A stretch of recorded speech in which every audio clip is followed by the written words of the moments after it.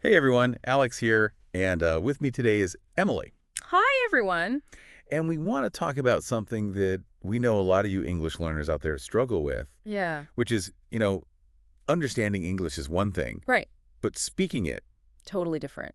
it feels like a completely different skill set. Yeah, So we're here to kind of help you bridge that gap absolutely. and get you speaking English confidently and comfortably. You're not alone if you feel that way. A lot of people who are learning English say that they can understand when they read or when they listen. Like watching a movie or listening to music. Yeah, exactly. But when it comes to actually opening their mouths and speaking, Right. it's like, With the block. yeah, there's a block there. It can be super frustrating. It is. I can only imagine how frustrating it must feel. I think one of the first things to remember is that Yeah. it's a process. It's a journey. You're not going to become fluent overnight. Yeah, it takes time. And it's about consistently working at it. Consistency. Yeah. That's probably the It's biggest thing. just like anything you learn. Yeah. It's like working out a muscle. You're working out your speaking muscle. So what are some of the things that people can do to start working out that muscle? I think a really fun and easy one is talking to yourself. Talking to yourself. Yeah. So for example, So for example, like if you're getting ready in the morning, you could say like, should I wear the blue shirt or the red shirt? yeah, exactly. Or if you're making breakfast. Wow, this coffee tastes really good today. Yeah, just like simple things like that. Yeah, even describing what you're doing. I'm brushing my teeth, Brushing my teeth, now I'm washing my face. putting on my shoes. Yeah, you're just getting those words out. You're getting comfortable with making the sounds of English And you don't have to worry about making mistakes. because no one's listening. Exactly. No one's judging you. You're in your own little world. It's your own personal English playground. Yeah. That's a good way to put it. And you can do it anywhere. Anywhere. In the shower while you're driving. Walking down the street. Yeah, just make it a habit. So talking to yourself, that's one thing. And I think another thing that makes me think of that's kind of similar is this idea of shadowing. Oh, yeah. Shadowing is a great technique. What is shadowing?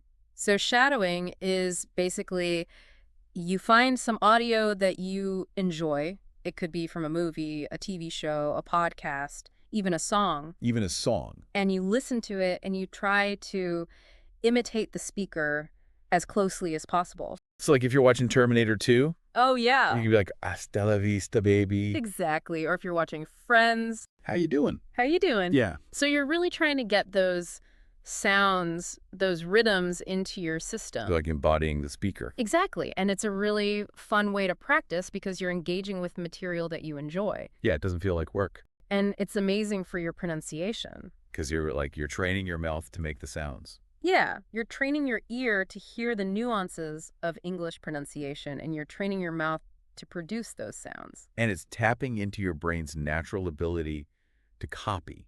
Yes. Like we as humans, We mix. we learn by mimicking. That's how we learned our first language. So you're kind of like hacking your brain. Yeah, you're like tricking your brain into learning English. So we've talked about talking to yourself. We've talked about shadowing. What's another good one? I think it's really important to remember that you don't have to be perfect. Oh, that's huge. Yeah, a lot of learners get so caught up in trying to speak perfectly Without making any mistake. without making any mistakes, and they end up not speaking at all. They're so scared to make a mistake that they just stay silent. But mistakes are actually really important. Mistakes are how we learn. Yeah. So how do we get over that fear of making mistakes when we're speaking English? I think one of the best ways is to find a speaking buddy. A speaking buddy. Yeah, someone who you can practice with. Someone who's also learning. It could be someone who's also learning English. It could be a native speaker who's patient and understanding. And where do you find these speaking buddies?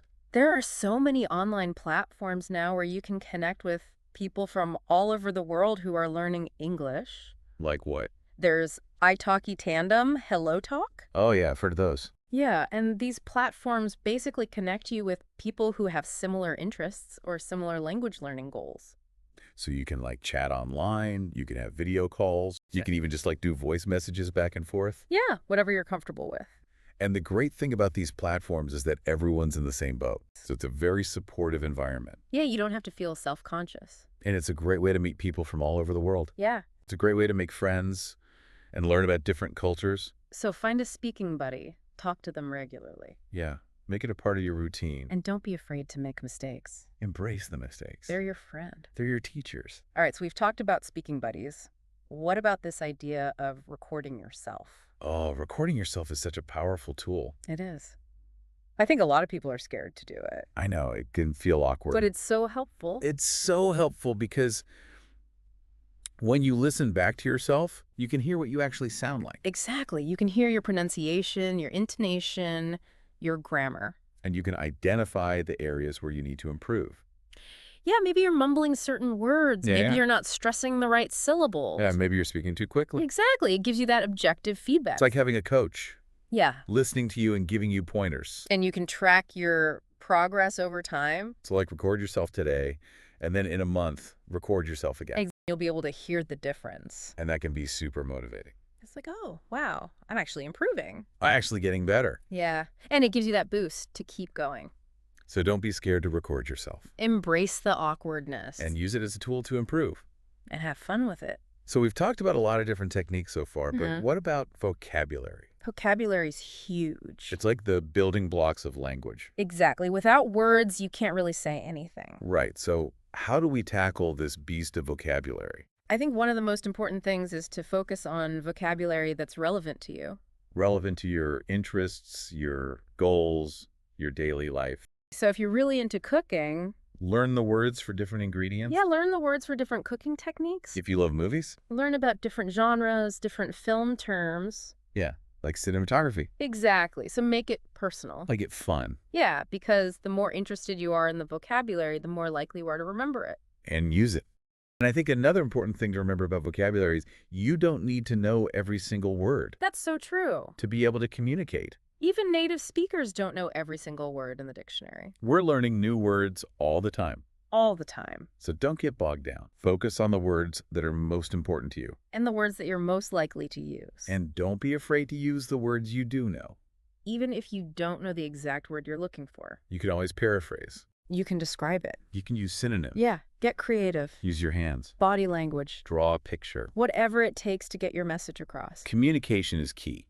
So we've talked about vocabulary. Let's talk about grammar. The grammar I monster. think some people get really, really caught up on grammar. They get really anxious about it. Like they need to know every single rule Every single rule. before they can even open their mouths. Yeah, but the truth is, Native speakers break grammar rules all the time. all the time, especially in spoken English. So don't let grammar be a barrier. Yeah, don't let it paralyze you. Focus on fluency. Focus on getting your message across. And as you get more comfortable with speaking, Yeah, you can always refine your grammar later. it's a process. It's a journey. You don't have to be perfect from day one. And I think that kind of leads us into this next point, which is about setting realistic goals. Yes, goal setting is so important. Because if your goal is to be fluent in English in like a week, You're going to be disappointed. you're going to be very disappointed. Set small, achievable goals. Like what? Like maybe your goal is to have a 5-minute conversation with a native speaker this week. Or to be able to order food at a restaurant. Or to watch a TV show without subtitles. Yeah, small things like that. And then as you achieve those goals, Set new goals gradually increase the difficulty. and celebrate your progress. Celebrate every step of the way Because every little victory, is a step towards fluency. and it keeps you motivated. Yeah, it keeps you going. And it makes the journey more enjoyable. Exactly. So I think that's a really good point to end on. Yeah, I think we've covered a lot of great tips and strategies. For those of you out there who feel like you can understand English but you can't speak it, Remember, you're not alone. it's a common challenge And it's definitely something that you can overcome. with time and effort. And the right mindset. So keep practicing. Keep learning. Keep talking to yourself. Keep shadowing. And keep recording yourself. Keep making mistakes. And most importantly, keep believing in yourself. Oh, and before we forget, we wanted to tell you about a really helpful app. Yeah, there's a great vocab app you can use to learn new words and phrases. It's a lot of fun. We'll put the link in the description below. You should definitely check it out. So that's it for today. That's our look at why some people can understand English but can't speak it. We hope you learned a few things and that you feel ready to start speaking more English. You got this. Remember, even small steps make a difference. Thanks for joining us, everyone, and we'll see you next time.